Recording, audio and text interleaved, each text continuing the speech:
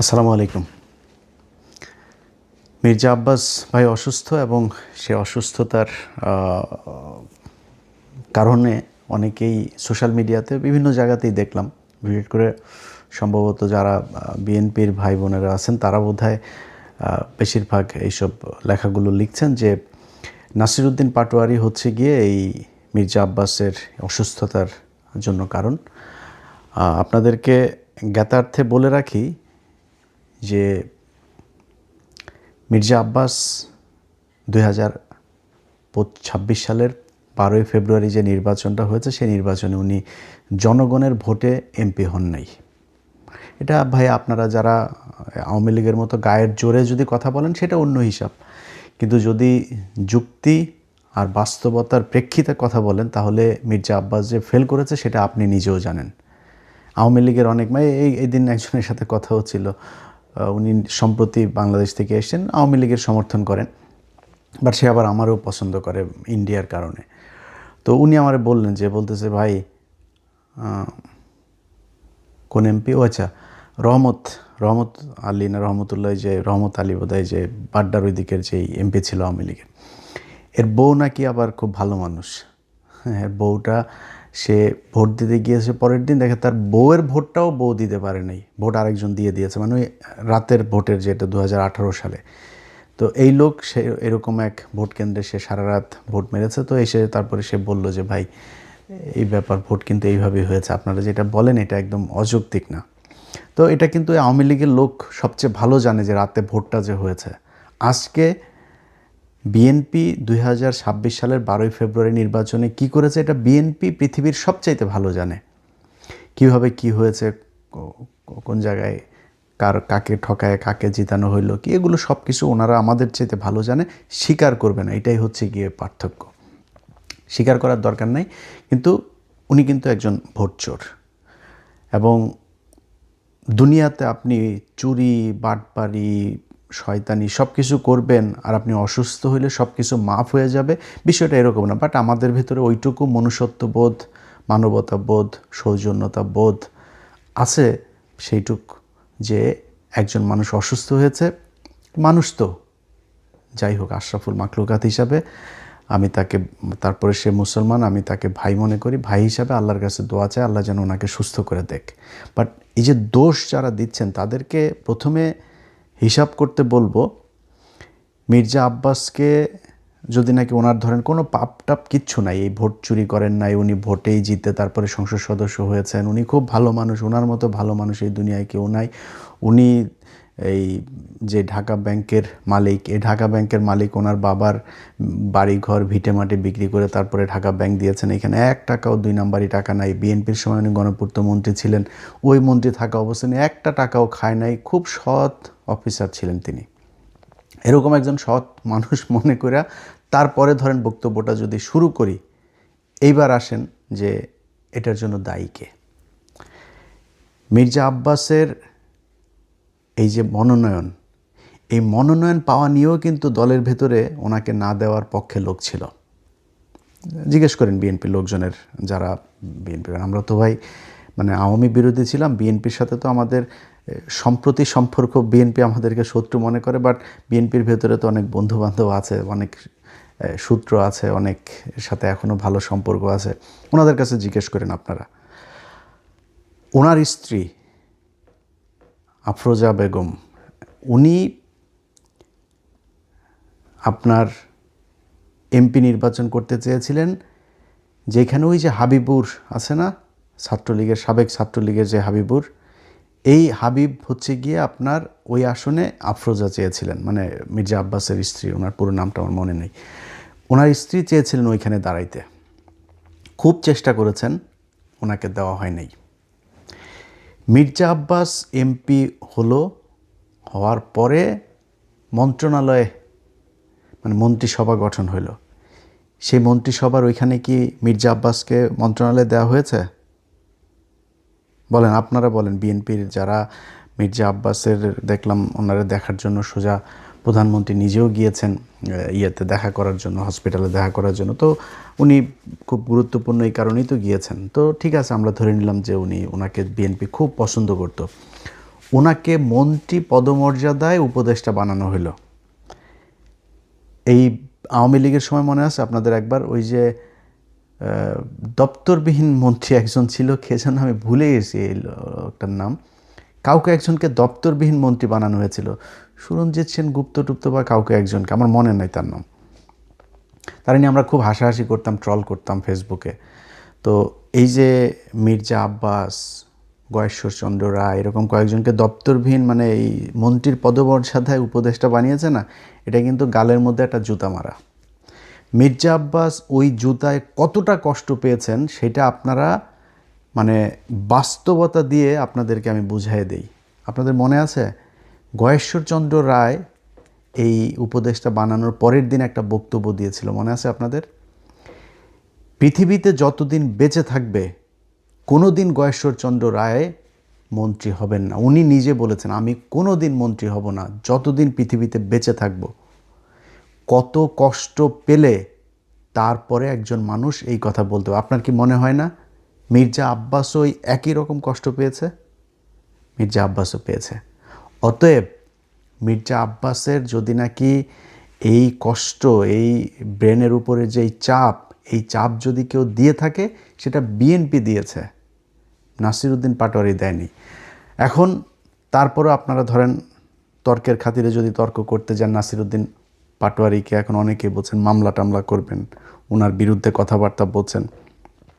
নাসিরউদ্দিন পাটোয়ারির জায়গায় যদি নাকি মির্জা আব্বাসকে হারানো হইতো, নাসিরউদ্দিন পাটোয়ারি এখনও পর্যন্ত তো জীবিত আছে, সুস্থ আছে, ওরে পিটাই মেরে ফেলতো বিএনপির লোকজন। মনে আছে আপনাদের? মির্জা আব্বাসের বউ নিজে চলে গিয়েছে আপনার কেন্দ্রে, নিজে কেন্দ্রে গিয়ে, সে ভিডিও দেখেছেন আপনারা? নিজে গিয়া একজন বউ তো, ক্যান্ডিডেটের বউ তো এইভাবে যায় ভোট গণনা করতে পারে না, তাই না? তার এখানে ঢোকারই এখতিয়ার ছিল না, সে সেখানে গিয়েছে, গিয়ে তারপরে সেটা নিয়ে আপনারা সোশ্যাল মিডিয়া, নিউজ, পত্রিকা, টেলিভিশন সব জায়গায় দেখেছেন এই খবর। কেন গিয়েছিলেন? ভোট চুরি করতে গিয়েছেন। আপনি ভোট চোরের বউ, আপনি ভোট চোর। যদি বলেন যে নাসিরউদ্দিন পাটোয়ারির কারণেই সে মারা গিয়েছে, নাসিরউদ্দিন পাটোয়ারির কারণেই সেটা হয়েছে, নাসিরউদ্দিন পাটোয়ারির এইটুক দায়িত্ব নিয়ে নেওয়া উচিত। মারা গেলে মারা গেছে, আমার কথায় যদি সে এরকম অবস্থা হয়েছে, আমি সত্য কথা বলছি, আমি ভোটে আমারে জোর করে তারা চুরি করে জিতাইছে, এই জন্য করা হয়েছে। এই নাসিরউদ্দিন পাটোয়ারি সহ জামাত ইসলাম, এই যে আজকে পর্যন্ত চুপ করে আছে না, এই জামাত ইসলাম ওই যে ওয়াকার বলেছিল বুকে পাথর বেঁধে তারপরে হাসিনাকে সে দেশ থেকে বের করেছে, এই জামাত ইসলাম বুকে পাথর বেঁধে তারপরে এই 12 তারিখে নির্বাচনটা মেনে নিয়েছে। কারণ জামাত ইসলামকে বলা হয়েছিল শুধু এক জায়গা থেকে না, আপনাদেরকে বললাম না, এটা জামাতের কেন্দ্রীয় নেতাদের সাথে যাদের পরিচয় আছে তারা জিজ্ঞেস করে নিয়েন যে কোন কোন জায়গা থেকে, দেশের ভেতর বাহির, উত্তরপাড়া দক্ষিণপাড়া বিভিন্ন জায়গা থেকে, কোন কোন জায়গা থেকে তাদেরকে বারবার ওয়ার্নিং দেওয়া হয়েছে। জামাত কিন্তু চেয়েছিল প্রতিবাদ করতে, রাস্তায় নেমে যেতে চেয়েছিল, এটা নিয়ে ব্যাপক গ্যাঞ্জাম তাদের করার লোকও ছিল, প্রস্তুতিও ছিল, তারা করতেও ছিল, বাট তাদেরকে বারবার করা হয়েছে যে না, কোনো কিছু করা যাবে না। তারা করে নাই। তারা কিন্তু এই দেশের কথা চিন্তা করে, দেশটা গৃহযুদ্ধ বেঁধে যাবে, দেশে একটা খারাপ পরিস্থিতি তৈরি হবে, আওয়ামী লীগ, ইন্ডিয়া তারা সুযোগ নেবে, তারা নিজেদের ক্ষমতায় দেওয়ার চাইতে দেশের যেই রাজনৈতিক পরিবেশ, এই পরিবেশটাকে তারা শান্ত রাখতে চেয়েছে, এই জন্য তারা ওই দিন গ্যাঞ্জাম করে নেই। আপনার মনে হয় না যে জামাতের এইটুকু ক্ষমতা আছে? এবং আপনারা বলে রাখি, জামাত ইসলামের যদি নাকি মাঠে নামে পিটাপিটি করতে আসেন না, বিএনপি আপনারা পিটাপিটি করে পারবেন না ওদের সাথে। অনেক বড় বড় কথাবার্তা বলতে পারেন। ওই যে ছাত্রলীগ, আওয়ামী লীগের লোকজন মনে আছে, বিধবা নারীদের মতো জামাই মারা গেলে যেমন অসহায় হয়ে যায় না, ছাত্রলীগ, যুবলীগ, পুলিশ প্রশাসন ছাড়া ওই রকম আমরা ওদের বিধবা বলে খাপাইতাম। সবসময় পুলিশের পেছনে থেকে তারা বিশাল মাস্তানি করতো। আজ কোথায় রে বাবা তোরা? তোদের পুলিশ বাপ নাই, আর সেনাবাহিনীর বাপেরা নাই, আজকে তোরা কোথায়? রাস্তায় আয়। আজকে তো রাস্তায় যাইতে পারিস না, তোর মারে খেদানোর পরে যখন বুঝছিস সরকার ক্ষমতায় নাই, 3 মিনিটের মধ্যে সারা দেশ থেকে তোরা উধাও হয়ে গেলি। এইরকম আন্ডা বাচ্চা সহ পৃথিবীর ইতিহাসে কোনো দিন এরকম হয়নি। তোরা এখনও দেখা হইলে তারপরে বড় বড় কথাবার্তা করে, আশপাশের থেকে দেয়, আপনার আওয়াজ দেয় যে রাজাকার। তো রাজাকার আমি তো প্রাউডলি বলি রে বেটা, আমি রাজাকার, আমি রাজাকার, আমার বাপ রাজাকার, আমি আর আমার আব্বা দুইজনে মিলে তোদের মাদেরকে নিয়ে পাকিস্তানি ইতে দিয়ে আসতাম। এটা তো আমি নিজে বলি, স্বীকার করি। আমি কি বলদ, তোর বলদ মনে হয় আমারে? আমি ঠকবো কেন? আমি আর আমার বাবা দুজন মিলে পাকিস্তান ক্যাম্পে দিয়ে আসতাম মানে কি? তোদের মাদের বোনদেরকে মেয়েদেরকে দিয়ে আসতাম। তাহলে এখন পাকিস্তানের বীজ হলি কারা? তোরা। তো তোরা রাজাকার বললে আমি তো প্রাউড ফিল করি। তুই আমার যেটা বলে খেপাইতে চাই ওটা তো আমি খেপি না। আর কী হবে? তুই রাজাকার বলবি, আমি তোরে বলবো তোর মা তো বিয়ে ছাড়া মোদির সাথে যায় শুইতেছে, তোরা তো ওইটা আনতে পারিস না। তোদের মারে তোদের আপারে আন, এটা তো আনতে পারিস না। তো এটা বলে ওনারা করতে চায়। যাই হোক, সেই রাজাকার টাজাকারের ওই ওই আলাপে গেলে আবার অনেক অন্যদিকে চলে যাবে। তো এখন এই মির্জা আব্বাসের বিষয়ে যদি নাকি এখন মনে করেন জামাত ইসলাম মাঠে ওই দিন খারাপ কাজ করতো, তাহলে দেশের পরিস্থিতিটা খারাপ হইতো। বিএনপি হইলে এই ধৈর্য জীবনেও দেখাইতো না। হেরে তারপরে বিএনপি জিতে আজকে করছে, ক্ষমতায় আছে, ভোটে হেরে। শোনেন, যেই সব জায়গায় 3,000, 4,000, 5,000 এরকম হয়েছে 57টা না 54টা আসনে। আপনার মনে, তারেক রহমান প্রধানমন্ত্রী, সেই প্রধানমন্ত্রী খালেদুজ্জামান ভাইয়ের কাছে জিতেছে হচ্ছে 5,000 ভোটে। এটা আপনার বিশ্বাস হয়? আপনি কাউন্ট করেন প্রথম দিকের কেন্দ্রগুলোর ফলাফল আর শেষে একই সাথে 17টা কেন্দ্রের ফলাফল দিয়ে দেওয়া হইল কেন? ওগুলিতে সব করাতে তারেক রহমান আগায়, সব করাতে। আর প্রথমে যেগুলো ইন্ডিভিজুয়ালি কেন্দ্রগুলো করা হইলো, সব করাতে খালেদুজ্জামান ভাই আগায়। এটা আপনাদের বিশ্বাস হয়? তো কেমনে হয়েছেন, কেমনে ক্ষমতায় গেছেন, সমস্যা নাই, কোনো সমস্যা নেই। তারপরেও তারেক রহমান এখন পর্যন্ত সোফার যা কিছু করছে খারাপ লাগছে না। খালি একটাই অনুরোধ থাকবে, আওয়ামী লীগ আর ইন্ডিয়ারে নিয়ে আসেন। আর কোনো জায়গায় কোনো কিছুতে কোনো আপত্তি নাই, কোনো কষ্ট নাই, কোনো অভিযোগ নাই, কিচ্ছু থাকবে না। শুধু আওয়ামী লীগ আর ইন্ডিয়ার ব্যাপারে আমরা কিন্তু এখনও দেখছি। যদি মনে হয় বা দেখি যে আওয়ামী লীগ এবং ইন্ডিয়াকে আপনারা আবার ফেরি করতে যাচ্ছেন, তাহলে কিন্তু সেই আওয়ামী লীগের সাথে যেরকম বিদ্রোহ করেছিলাম ওই বিদ্রোহ কিন্তু আবার শুরু হবে। আমরা কিন্তু এখনও দেখছি। এবং এখন পর্যন্ত যেটা বললাম যে এটা আবার বলাতে আবার আমাদের অনেক লোকজন আবার করে, ভাই ইলিয়াস ভাই আপনি বিএনপি ক্ষমতায় আসছে দেখে মনে হয় চামচামি শুরু করলেন বিএনপির পক্ষে। ভাই এই এই পরীক্ষা গত 10 বছর ধরে দিচ্ছি, এটা নতুন করে পরীক্ষা দেন, সামনেও দেখবেন। তারেক রহমান যদি ইন্ডিয়ার কাছে যদি বিক্রি না হয় আমার কোনো সমস্যা নেই। তবে সামনে নির্বাচনে গেলে আবারও দাঁড়িপাল্লার পক্ষেই ভোট চাবো, এটা আপনাদের আগেই বলে রাখি। কারণ বিএনপির চাইতে জামাতকে যদি আপনি আমার কম্পেয়ার করতে বলেন, তাহলে আমার কাছে মনে হয় জামাতের লোকজন বেশি অনেস্ট। জামাতের লোকজনের চিন্তা ভাবনা, আমি একজন মুসলমান হিসেবে তাদের যেই চিন্তা ভাবনা পলিসি সেগুলো আমি পছন্দ করি, সেই কারণে আমি তাদের পক্ষেই করব। বাট একদম বিএনপির বিরুদ্ধে কোনো তর্ক বিতর্ক, বিএনপির বিরুদ্ধে একদম ঢালাওভাবে এগুলো আমরা করব না যদি ইন্ডিয়ার বিরুদ্ধে। বাট যদি যায়, আমারে যদি ভাই মাথার মধ্যে আপনি পিস্তলও ধরেন, কোনো লাভ হবে না। আমি এটারে একদম আমার জীবন থাকতে সর্বোচ্চ এটার বিরুদ্ধে আমি যুদ্ধ করে যাব।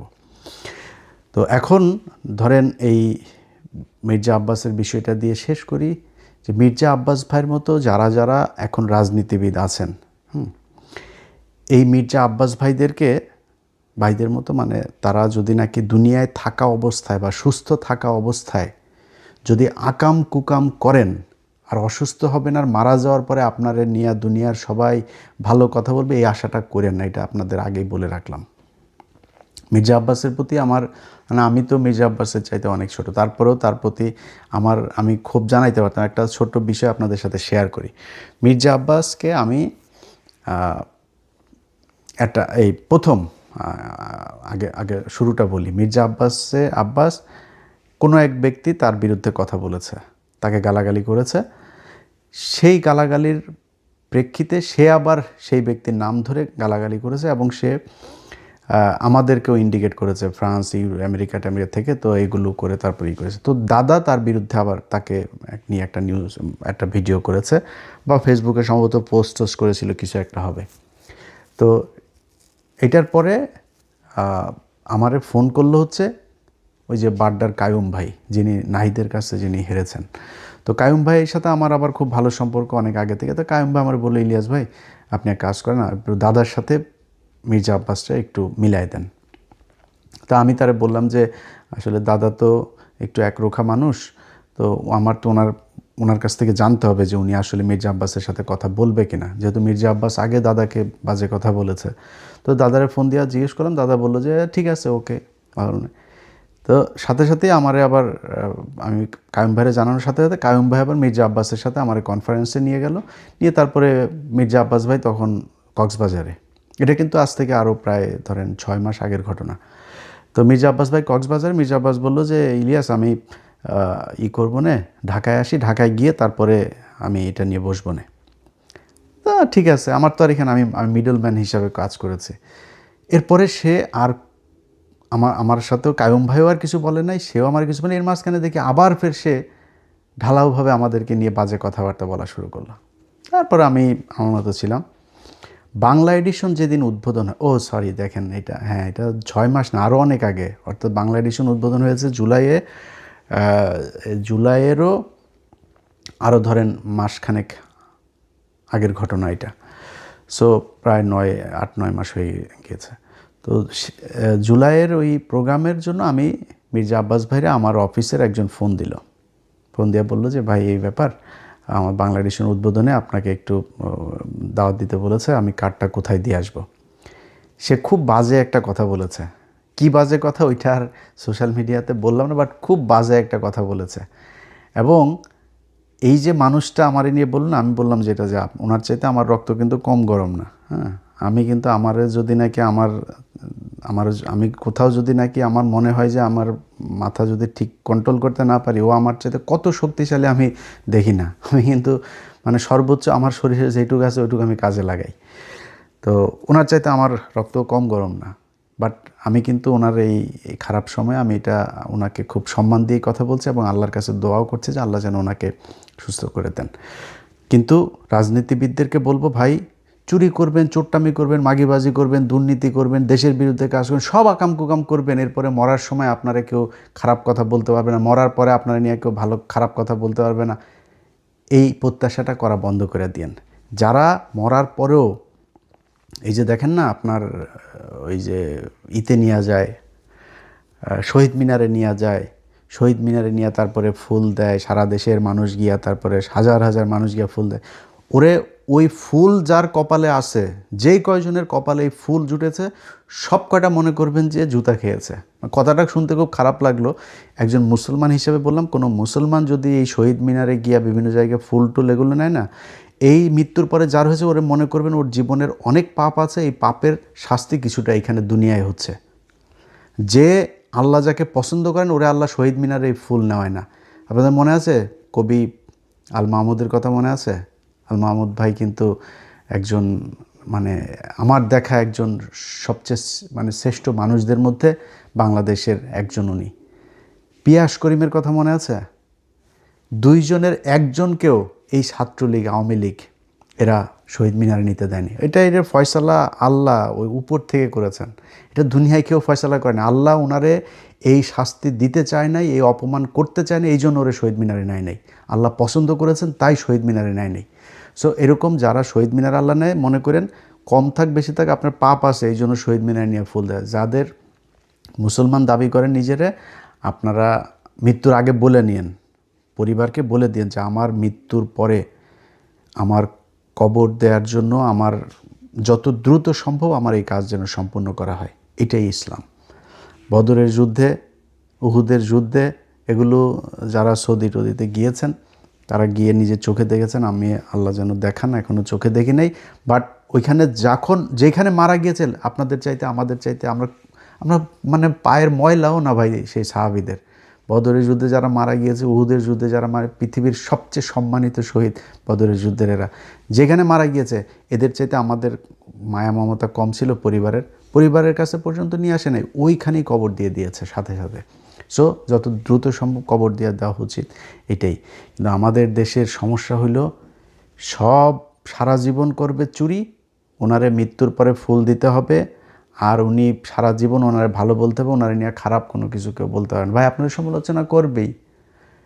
ধরেন মির্জা আব্বাসে চান্দা আব্বাস বলতো, মির্জা আব্বাস যেই সংসদীয় আসনে পাশ করেছে বা নির্বাচন করছে, ওই সংসদীয় আসনের সম্পূর্ণ দায়িত্ব তার।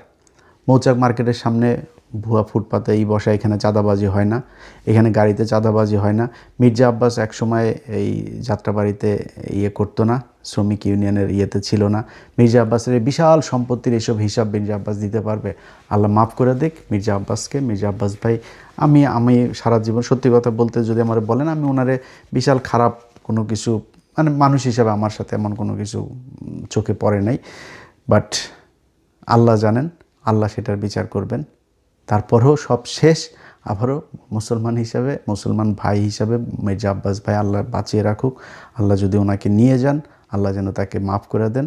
যারা দুনিয়ায় আমরা আছি, আল্লাহ যেন আমাদেরকে মাফ করে তারপরে মৃত্যুবরণ করেন। এইটুকু। আল্লাহ হাফেজ।